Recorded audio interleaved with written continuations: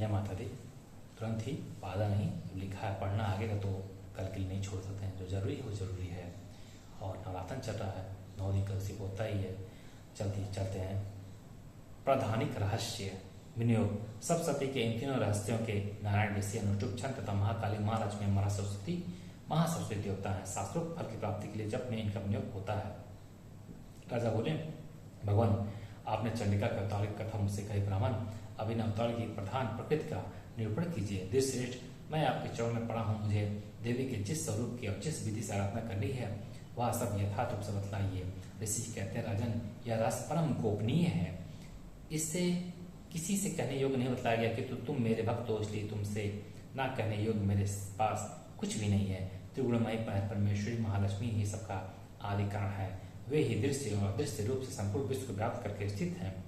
राजन, वे अपनी 4 भुजाओं में मातुलुंग बिजौरे का फल, गदा, खेट मतलब ढाल एवं पान पात्र और मस्तक पर नाग, लिंग तथा योनि इन वस्तुओं को धारण करती हैं। तपाए हुए स्वर्ण के समान की कांति है, तपाए हुए स्वर्ण के उनके भूषण है।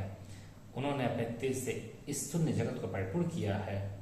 परमेश्वरी महालक्ष्मी के इस संपूर्ण जगत को शून्य देकर केवल तमोगुण रूप उपाधि के द्वारा एक अन्य उत्कृष्ट रूप धारण किया है। यहाँ बात एक बता दूं आपको, यहाँ पे जो शब्द आया लिंग और योनि, इसका कोई गलत अर्थ मतलब मत निकालिएगा। आज कोई फॉर्म भरते हैं वहाँ पर लिंग रहता है कि आपका लिंग क्या है, आप भरते हैं पुरुष है महिला है, तो गलत अर्थ उत्तर कतई मत निकालिएगा। ठीक है, प्रकार हो गया, रूप हो गया, कई रूप हो गए। ठीक है, वह रूप एक नारी के रूप में प्रकट हुआ जिसके शरीर की कांति निखरे हुए काजल की भांति काले रंग की थी। उसका श्रेष्ठ मुख दाढ़ सुशोभित था, नेत्र बड़े बड़े और कमर पतली थी। उनकी 4 भुजाएं ढाल, तलवार, प्याले और कटे हुए मस्तक सुशोभित थी। वह अच्छा स्थल पर कबंध धारण की तथा मस्तक पर मुंडों की माला धारण किए हुए थी। इस प्रकार प्रकट हुई स्त्री में श्रेष्ठ तामसी देवी ने महालक्ष्मी से कहा, माता जी आपको नमस्कार है, मुझे मेरा नाम और कर्म बताइए।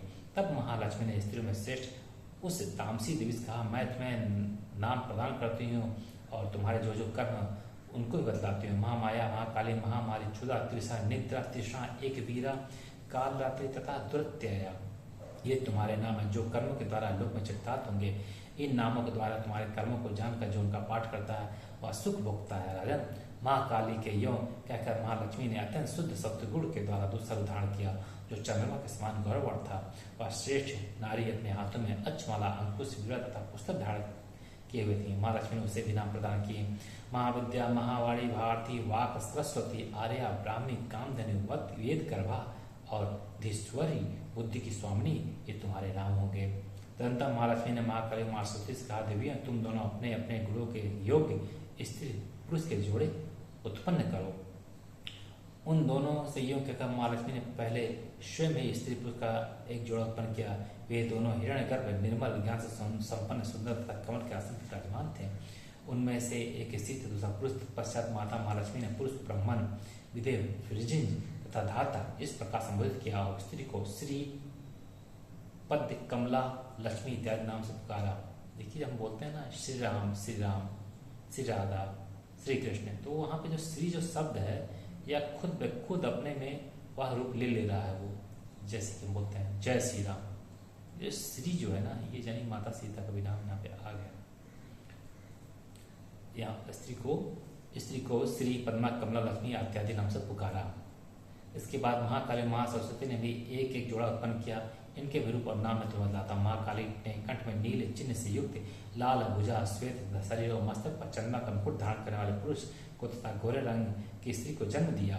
वह पुरुष रुद्र, शंकर, स्थाणु, कपर्दी और त्रिलोचन के नाम से प्रसिद्ध हुआ तथा स्त्री के त्रय विद्या, कामधेनु, भाषा, अक्षरा, अश्वरा यह नाम हुए। राजन, महासरस्वती ने गोरे रंग की स्त्री और श्याम रंग के पुरुष को प्रकट किया। उन दोनों के नाम भी मैं तुम्हें बतलाता हूँ। उनमें पुरुष के नाम विष्णु, कृष्ण, ऋषिकेश, वासुदेव, जनार्दन हुए तथा स्त्री उमा, गौरी, सती, चंडी, सुंदरी, सुभगा और शिवा इन नामों से प्रसिद्ध हुई। इस प्रकार तीनों युवतियां ही तत्काल पुरुष रूप को प्राप्त हुई। इस बात को ज्ञान नेत्र वाले लोग ही समझ सकते हैं, दूसरे ज्ञानी जन इस रात को नहीं जान सकते। राजन, महालक्ष्मी ने त्रय विद्या रूपा सरस्वती को ब्रह्मा के लिए पत्नी रूप में समर्पित किया। रुद्र को वरदानी गौरी तथा भगवान वासुदेव को लक्ष्मी दे दी। इस प्रकार सरस्वती के साथ संयुक्त होकर ब्रह्मा जी ने ब्रह्मांड को उत्पन्न किया और परम पराक्रमी भगवान रुद्र ने गौरी के साथ मिलकर उसका भेदन किया। अदन उस ब्रह्मांड में प्रधान महातत्व आदि काल समूह पंच महाभूतात्मक समस्त स्थावर जंगम रूप जगत की उत्पत्ति हुई। फिर लक्ष्मी के साथ भगवान विष्णु ने उस जगत का पालन पोषण किया और प्रलय काल में गौरी के साथ महेश्वर ने उससे संपूर्ण जगत का संहार किया। महाराज माँ लक्ष्मी ही सर्वशक्तमय तथा सब तत्वों की अधीश्वरी है। वे ही निराकार और साकार रूप में रहकर नाना प्रकार के ज्ञान धारणी है। सगुण वाचक सत्य ज्ञान चित्त महामाया आदि नामांतरों से इन महालक्ष्मी का निरूपण करना चाहिए। केवल एक नाम महालक्ष्मी माँ से अथवा अन्य प्रत्यक्ष आदि प्रमाण से उनका वर्णन नहीं हो सकता। ये प्रधानिक रहस्य था जो कि वह अब इसके आगे इसके अंदर के कुछ अलग से लिखा होता है जो कि मैं आपको पढ़ के बता देता हूँ क्योंकि मुझे कुछ भी छोड़ना नहीं है। तो चलते हैं। प्रथम रहस्य में पराशक्ति महालक्ष्मी के स्वरूप प्रतिपादन किया गया है। महालक्ष्मी ही देवी की समस्त विकृतियां अवतारों के प्रधान प्रकृति हैं। अतएव इस प्रकट को प्रकृति या प्राथमिक रहस्य कहते हैं। इसके अनुसार महालक्ष्मी सब प्रपंच तथा संपूर्ण अवतारों का आदि कारण है। तीनों गुणों की समान अवस्था रूपा प्रकृति भी उनसे भिन्न नहीं है। स्थूल और सूक्ष्म दृश्य अदृश्य अथवा व्यक्त व्यक्त सब उन्हीं के स्वरूप हैं। वे सर्वत्र व्यापक अशिष्ट भांति प्रिय नाम और रूप सब वे ही हैं। वे सच्चिदानंदमय परमेश्वरी सूक्ष्म रूप से सर्वत्र व्याप्त होती हुई भी भक्तों पर अनुग्रह करने के लिए परम दिव्य चिन्मय सगुण रूप से इस सदा विराजमान रहती है। उनके उस श्री विग्रह की कांति तपाए हुए स्वर्ण की भांति है। वे अपने चार हाथों में मातुलंग बिजौरा गदा खेट ढाल और पान पात धारण करती हैं तथा मस्तक पर नाग लिंग और योनि धारण किए रहती हैं। भुवनेश्वरी संहिता के अनुसार मात लुंग कर्म राशि का, गदा क्रिया शक्ति का, खेट ज्ञान शक्ति का, पान पात तुरीय स्मृति अपने सच्चिदानंदमय स्वरूप में स्थित का सूचक। इसी प्रकार नाग से काल का, योनि से प्रकृति का और लिंग से पुरुष का ग्रहण होता है। तात्पर्य यह कि प्रकृति पुरुष और काल, प्रकृति पुरुष और काल तीनों का अधिष्ठान परमेश्वरी महालक्ष्मी है। उक्त चतुर्भुज महालक्ष्मी के किस हाथ में कौन सा आयुध है इसमें भी मतभेद है। रेणुका के महात्म्य पढ़िएगा। हाथ में बताया है दाहिने ओर के नीचे के हाथ में पान पात, ऊपर के हाथ में गदा, बाईं ओर के ऊपर हाथ में खेत तथा नीचे के हाथ में श्रीफल।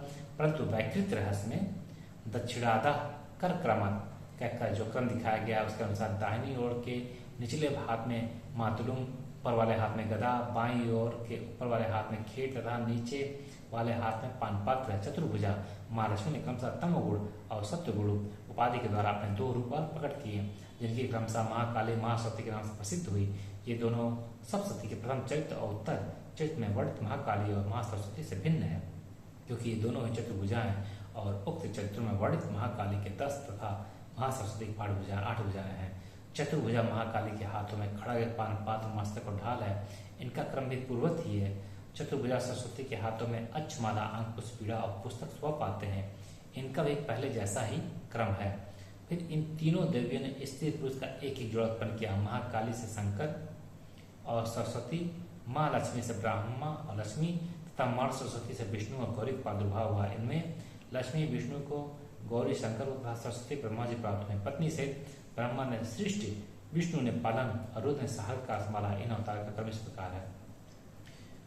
चतुर्भुजा महालक्ष्मी मूल प्रकृति। चतुर्भुजा महालक्ष्मी मूल प्रकृति आप लिख लिए। अब बाएं तरफ लिखेंगे आप चतुर्भुजा महाकाली, तीर देखे महाकाली, और उसके बाद दाहिनी तरफ लिखेंगे चतुर्भुजा महासरस्वती।